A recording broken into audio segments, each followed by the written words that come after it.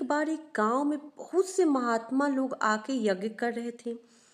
यज्ञ पूजा में वो पेड़ की पत्तियों पे चंदन से कृष्ण कृष्ण लिख करके और पूजा यज्ञ कर रहे थे।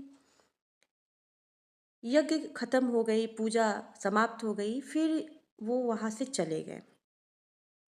ये जो यज्ञ हवन और पूजा हो रही थी, ये गांव से थोड़ी दूर पे हो रही थी।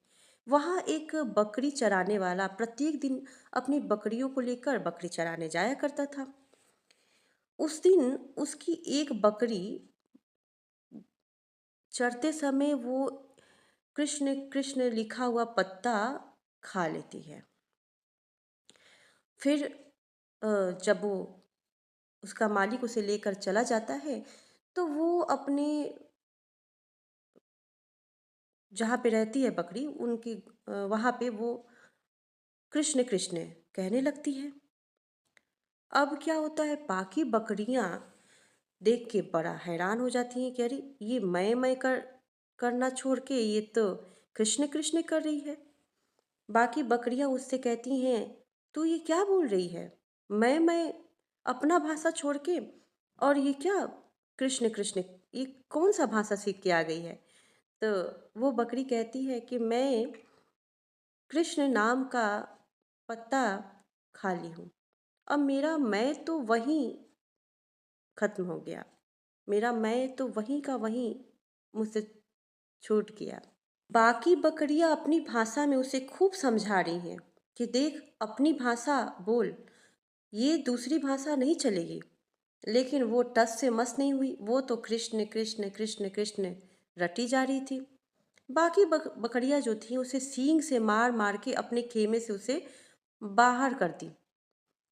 फिर जब मालिक सुबह देखता है कि एक बकरी बाकी बकरियों से अलग बाहर क्यों है, तो वो मालिक क्या करता है, उसे फिर से उसे खेमे में बाकी बकरियों के साथ उसे डाल देता है। फिर वो कृष्ण कृष्ण तो कह ही रही थी, बाकी बकरियां फिर से उसे सींग से मार मार के उससे बाहर कर देती है। मालिक जब देखता है तो बड़ा हैरान हो जाता है कि अरे एक बकरी को बाकी बकरियां अपने से अलग क्यों कर रही हैं? कहीं से कोई बीमारी तो नहीं हो गई? हो सकता है इसे कोई बीमारी हो गई हो और कहीं इसकी वजह से बाकी बकरियां भी बीमार हो जाएंगी। ये सोचकर मालिक बहुत घबरा गया और वो क्या किया, उस बकरी को ले जा करके आधी रात को जंगल की ओर छोड़ करके और वापस आ गया। वो बकरी आधी रात को जंगल में थी, तभी वहां से एक चोर जा रहा था। चोर को बकरी दिखी। चोर क्या किया, उस बकरी को चुरा लेता है और शहर ले जाता है, और शहर ले जा करके वहाँ एक किसान को बकरी बेच देता है। किसान बड़ा ही सीधा साधा भोला भला किसान था। उसे कोई फर्क नहीं पड़ रहा था कि बकरी मैं कर रही है या कृष्ण कृष्ण कर रही है, वो उसे खरीद लेता है। किसान उस बकरी का दूध निकालता और बेचता था। ऐसा हुआ कि कृष्ण नाम के प्रभाव से वो बकरी साधारण बकरी से बहुत अधिक दूध देने लगी, और दूध भी मीठा, स्वादिष्ट और स्वास्थ्यवर्धक होता। कई लोग, ग्राहक उससे दूध लेने आने लगे, और इससे उसकी दिनचर्या, उसका जो जीवन था वो बहुत सुधर गया। बकरी के आने के बाद से उसका दिन ही पलट गया। वो उससे बहुत सारा धन उसे एकत्रित करने लगा। एक दिन क्या हुआ कि राजा के मंत्री उधर से जा रहे थे, मंत्री और सेनापति। शाम हो गई, उन्हें भूख लगी थी, तो वो सोचे कि कहीं भोजन पा लेते हैं। तो उस रास्ते में उसे वो किसान का घर दिखा। मंत्री ने सोचा कि चलो यहीं चलते हैं। जब वो किसान के घर जाते हैं तो किसान ने बड़ी आदर से उन्हें भोजन दिया और बकरी का दूध पिलाया। वो जो मंत्री थे, उन्हें दूध बहुत स्वादिष्ट लगा, और वो दूध पीने के बाद बड़ी चर्चा करने लगे। कहने लगे कि ये दूध बड़ा ही स्वादिष्ट है।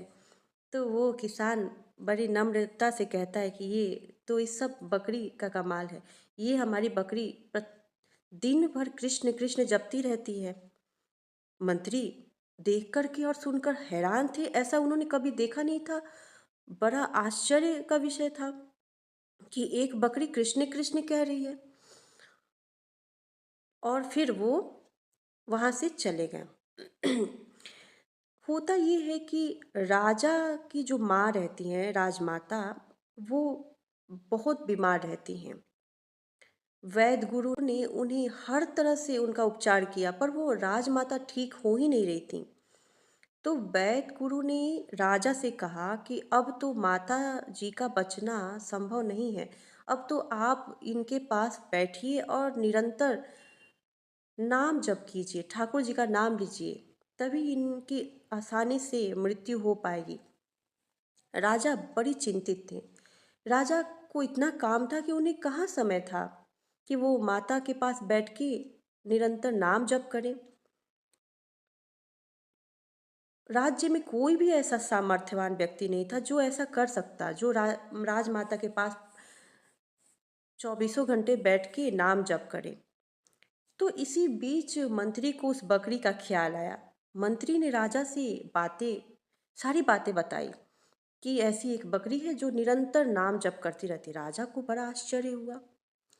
राजा गए उस किसान के पास। उन्होंने देखा कि बकरी सच में कृष्ण कृष्ण जप रही थी। राजा बहुत ज़्यादा हैरान हुए और राजा ने उस किसान से, राजा कहते हैं कि तुम मुझे ये बकरी दे दो। किसान राजा के पैर पर पकड़ लेता है और कहता है कि राजन, मैं ये बकरी नहीं दे सकता। यदि मैं ये बकरी दे देता हूँ तो मैं भूखा मरूंगा। इसी बकरी के आने के बाद से तो मैं 3 टाइम का भोजन अच्छे से खा पाता हूँ और मेरा जीवन सुधरा है। यदि आप इस बकरी को ले गए तो मेरा जीवन पहले की तरह हो जाएगा। राजा बोले, तुम चिंता ना करो, मैं तुम्हें इतना धन दूंगा कि तुम जीवन भर बैठ के खाओगे। इस पे किसान मान जाता है और राजा को बकरी दे देता है। अब राजा उस बकरी को लेकर के राजमहल ले जाते हैं। बकरी वहीं राजमाता के पास रहने लगी और निरंतर कृष्ण कृष्ण जाप करने लगी। फिर क्या होता है, उस से बकरी के दूध को राजमाता पीने लगी और बकरी के दूध को पीने से और निरंतर नाम जप सुनने से राजमाता शीघ्रता से ठीक होने लगी और वो पहले की तरह स्वस्थ हो गई। सभी बहुत प्रसन्न हुए। उस बकरी के नाम जप का इतना ज़्यादा प्रभाव हुआ कि राजमहल में भी सब लोग कृष्ण कृष्ण जपने लगे।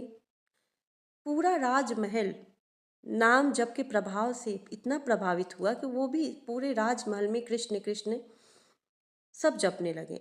यहाँ तक कि पूरे नगर में उस बकरी का इतना प्रभाव था कि पूरे नगरवासी कृष्ण कृष्ण कृष्ण कृष्ण जपने लगे। मित्रों, बकरी तो एक जानवर पशु की श्रेणी में आती है। जब बकरी का जीवन नाम जप से पूर्णतः बदल सकता है, तो हम इंसान, यदि हम नाम जप करते हैं, हम उस परमात्मा का निरंतर नाम लेते हैं, तो हमारा जीवन नहीं बदल सकता है? सोचिए जरा, बदल सकता है ना? हमें हर परिस्थिति में निरंतर नाम जप करते रहना चाहिए। पता नहीं कब हमारा जीवन भी बदल जाए। राधे राधे, जय श्री कृष्ण।